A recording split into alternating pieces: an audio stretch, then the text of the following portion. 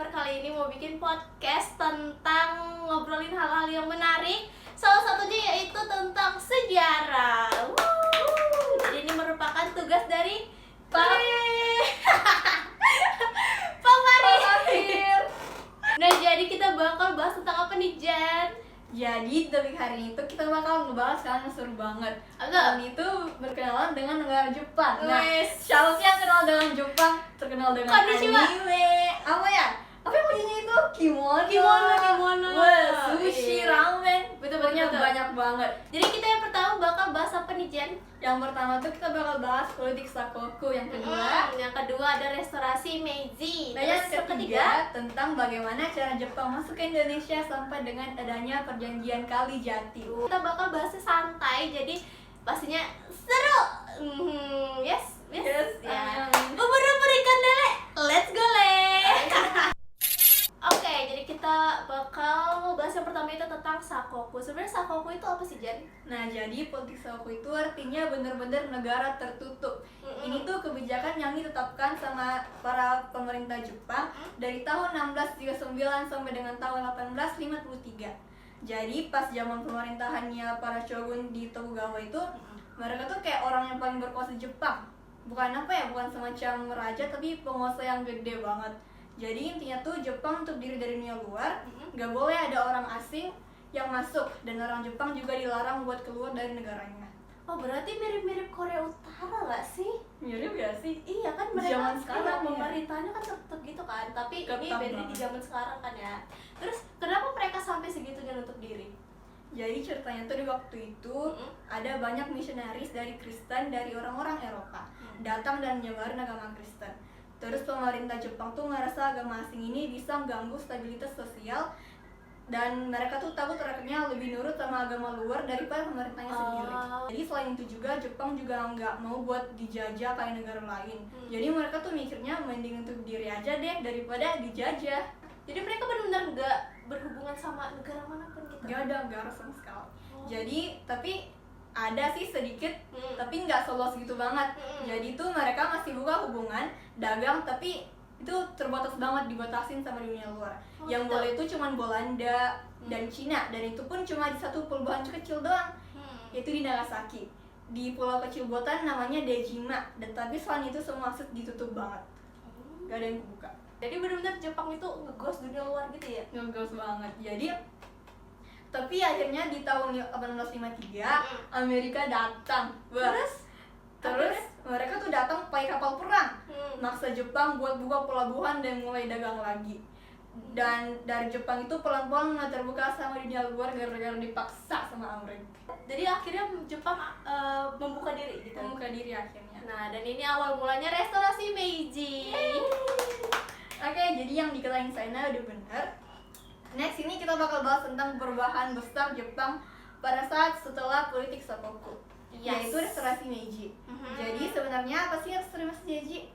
Jadi restorasi Meiji kan tadi kita udah bahas tentang Sakoku, di mana Sakoku itu Jepang menutup diri dari dunia luar. Nah, restorasi Meiji ini Jepang akhirnya membuka diri dari dunia luar. Gitu sih, itu intinya. Tapi banyak banget faktor-faktor lain yang membuat Jepang ini akhirnya membuka diri selain kedatangan Amerika tadi. Seperti banyak penduduk-penduduk Jepang itu yang akhirnya kayak, ih apaan ini pemerintahan ini, apaan gitu. Akhirnya mereka memberontak. Nah, di situ deh yang pada saat itu memerintah Jepang dan membuat Jepang itu tertutup, akhirnya menyerahkan kekuasaannya ke Kaisar Meiji yang pada tahun itu umurnya 15 tahun. Bayangin 15 tahun. Apa sih tak mau ya. 15 tahun tuh disuruh memimpin negara Jepang. Anak-anak semuda itu udah bisa. Iya. Gitu ya, keren. Kok bisa Kaisar Meiji, luar biasa Anda. 13 tahun ya, 15 tahun kita masih main TikTok, mohon maaf. Nah, selain setelah Meiji naik tahta, perubahan apa aja sih yang mulai kelihatan, Saina? Banyak banget, dari politik, hukum, ekonomi, budaya, sosial tuh semua berubah. Jadi kalau misalnya contohnya aja di politik gitu ya. Nah, di politik itu keshogunan itu mulai dihapus gitu. Jadi sistem-sistem yang gak beraturan, yang gak sesuai sama modernisasi Jepang itu dihapus. Di sistem ekonomi juga kayak pertanian-pertanian tuh mulai dibangun, mulai ada infrastruktur baru. Yang militer Jepang ini sadar kalau mereka buka diri untuk negara luar, pastinya waduh, penjajah-penjajah sudah mulai pasang mata gitu ya untuk Jepang ini. Udah siap menyerang. Akhirnya Jepang pun mikir gimana ya supayanya mereka bertahan gitu. Akhirnya mereka di bidang militer itu ditingkatkan seperti senjatanya, terus tuh adanya seperti Korea Selatan apa ya, wamil ya, wajib militer versi Jepang itu juga ada di tahun itu. Tapi tahun sekarang tuh ada nggak sih Jepang kayaknya udah nggak ada deh. Oh iya, setahu nggak ada. Korea Selatan doang sih kayaknya ya. Mereka lagi aktif perang sama Korea. Iya. Terbukti sih mereka akhirnya menang gitu loh, menang perang dengan Jepang Rusia itu yang paling gong. Keren banget paling Rusia, gong negara itu. segede itu bisa Mereka menang. Jepang itu menang lawan Rusia dan akhirnya Jepang pun menjadi negara Asia yang paling kuat, yang paling ditakutin. Itu awal mulanya. Jadi mereka menang perang dari Rusia. Di bidang sosial di bidang sosial budaya juga seperti negara-negara barat itu kebudayaan mereka mulai masuk ke Jepang. Seperti pakaiannya, makanannya, semuanya berubah semenjak adanya Kaisar Meiji bertahta di Jepang gitu. Wow, jadi dari yang kamu jelasin Jepang benar-benar apa ya, makeover banget, berubah Yes, banget. makeover guys. Tapi dari segala hal itu pasti segala hal itu punya apa ya, plus minusnya gitu ya. Betul. Jadi dari perubahan itu apa aja plus minusnya? Banyak. Jadi walaupun ada plusnya seperti ekonominya berkembang gitu ya, industri-industrinya juga sudah mulai maju dan Jepang menjadi negara yang ditakutin, tetap ada dampak negatifnya di mana ketimpangan sosial tuh makin terlihat jelas gitu loh. Terlalu kentara gitu akhirnya, dan juga banyak penduduk-penduduknya nasionalismenya tuh terlalu berlebihan. Terlalu berlebihan banget, dan akhirnya pun Jepang menjajah juga. Jadi malah dia menjadi negara yang menjajah. Jadi Dari mana? Indonesia, astagfirullahaladzim. Dari yang dijajah orang jadi penjajah negara Iya, lain. Parah banget. Astagfirullah, istighfar Jepang. Nggak boleh Negara gitu. kerjaan.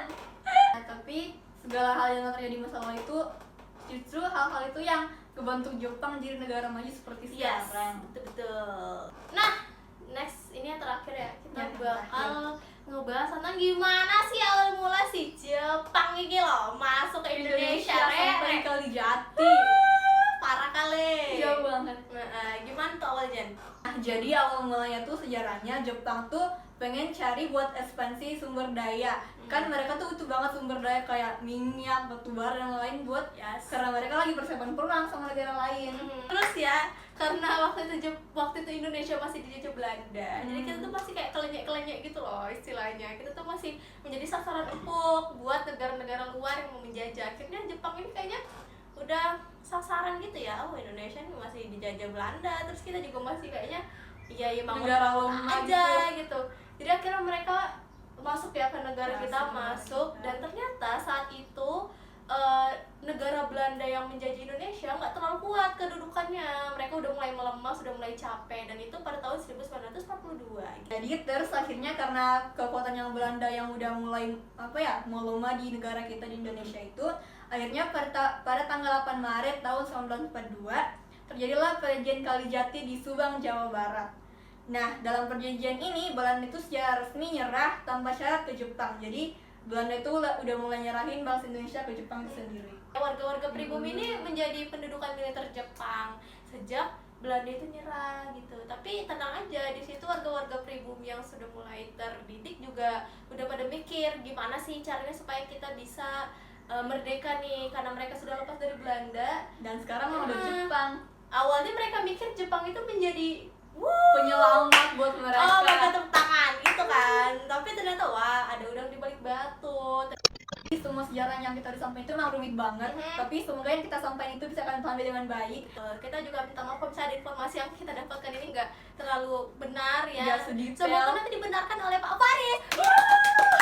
Oke, segitu dulu podcast dari Soina dan Jennifer Podcast. Yes, nanti kalau misalnya ada tugas lagi, podcast lagi, terus kita berdua lagi ya, mungkin kita bakal ketemu lagi ya. Tapi ini kayak podcast cuma satu episode, limited edition. First and last. Yes. Terima kasih yang sudah menonton. Kami akhiri. Bye bye. Thanks. Terima kasih.